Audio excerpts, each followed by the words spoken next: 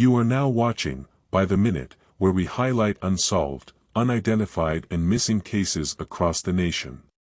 Today we head to Warwick, Rhode Island. Warwick was founded in 1642 and began as a town called Shawomet. Shawomet was named after the local Indian tribe that the land was purchased from. Thus purchase would enter into a dispute with Massachusetts over the title and jurisdiction over the land. By 1647, Robert Witch, the Earl of Warwick, would receive official work from England over the title and jurisdiction, later renaming the city Warwick. Fast forwarding to today, Warwick holds a population of about 83,000 and it's Rhode Island's second largest city. In today's episode we will head to the Warwick, Rhode Island to cover cold cases and with tips from the community authorities can take us one step closer to justice. October 30th, 1980. Two men would go missing and detectives believe their involvement in organized crime may be the cause of their possible demise. Albert Vigneault, 30, and Gregory Georgantis, 33, would both be reported missing today. They have never been heard or seen from since. It is believed that they were a part of organized crime and due to their involvement they may be deceased. As time has passed, two families have been left with questions on the whereabouts of their loved ones, of if they are even alive, while there is someone out there who knows something. May 19, 1984. A young wife would be found dead in the back seat of her car. Witnesses remember someone driving it, but the driver remains unknown. Kathy Luongo, 28, wife and mom, wouldn't make her regularly scheduled tanning appointment and an event for Weight Watchers where she was speaking at the Governor Francis Plaza. This was extremely unlike Kathy, and police would begin tracing her steps. The day before, Kathy would be volunteering at Weight Watchers, had a tanning appointment and had dinners with her friends until about 8:30 p.m. She would head home and according to reports her husband stated Kathy would want to go back out for the night. He would not.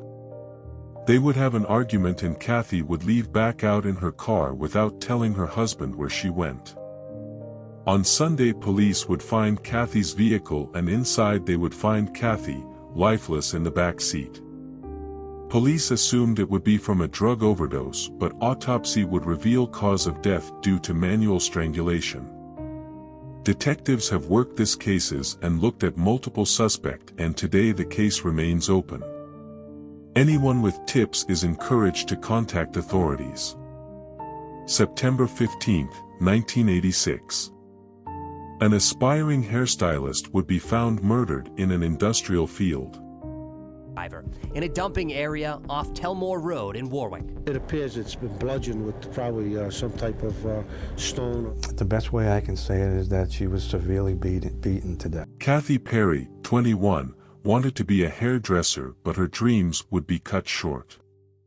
Kathy worked at Ultra Finishers on Access Road. She left her work around 2:15 a.m. and headed to get gas for her car, a 1979 Mercury Capri, on Bald Hill Road.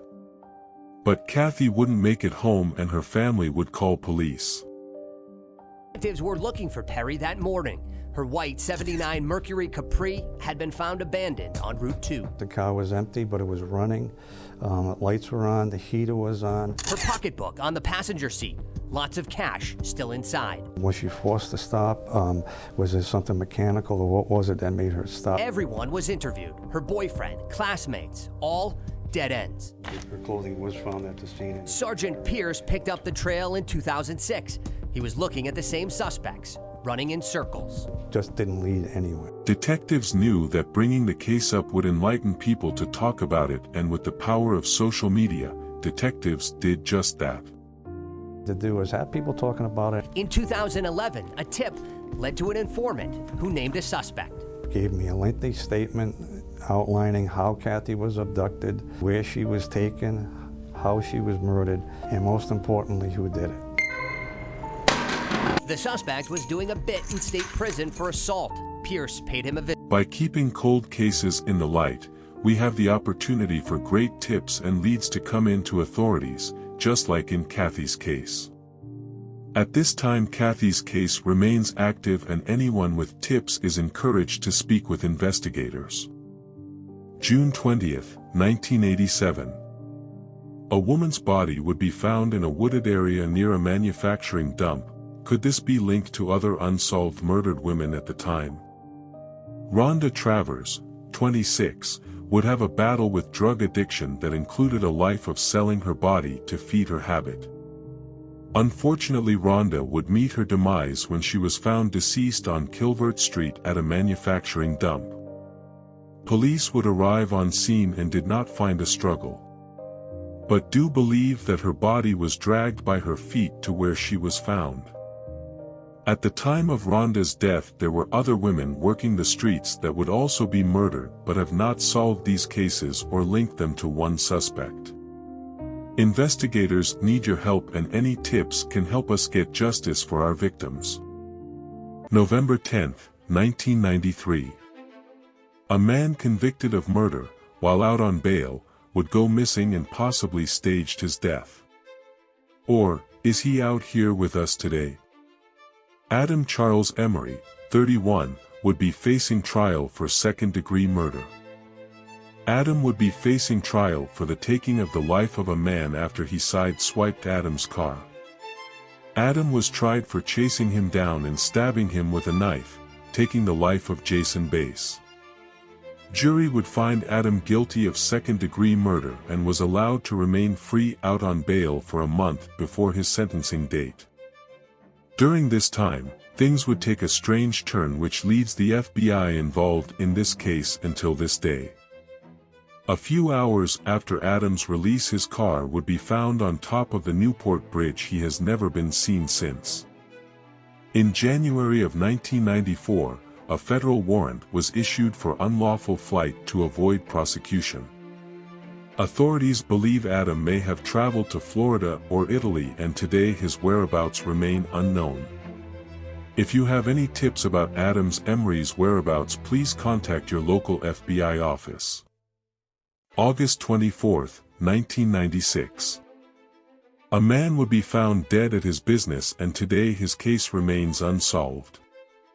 Roberto Mendoza Tinajero was last seen leaving his apartment with an unknown Hispanic male.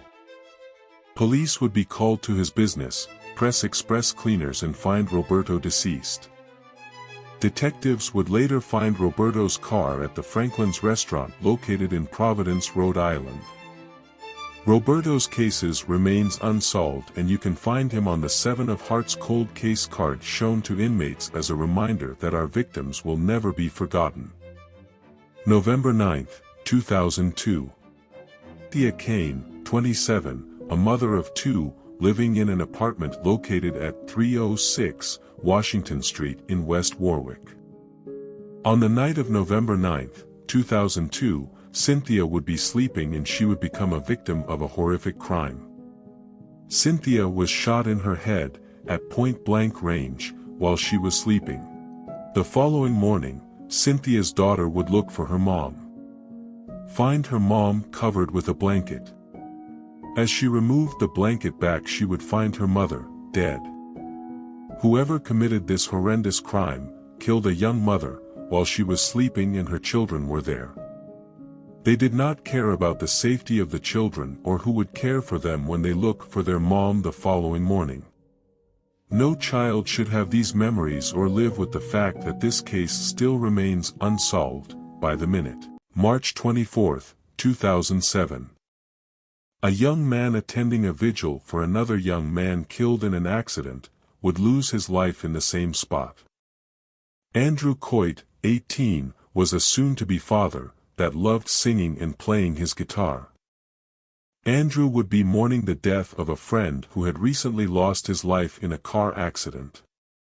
It would be around 4 a.m. on Main Street where Andrew's friend lost his life at a utility pole where friends would gather around and play a song for their lost friend. Andrew would be singing and playing his guitar when suddenly a car would strike Andrew. The driver would leave the scene while Andrew's friends would call police. Andrew would be later transported to the hospital where he would succumb to his injuries. Today the hit-and-run driver remains unknown and must answer for their crimes. Someone out there knows something, and now is the time to speak up.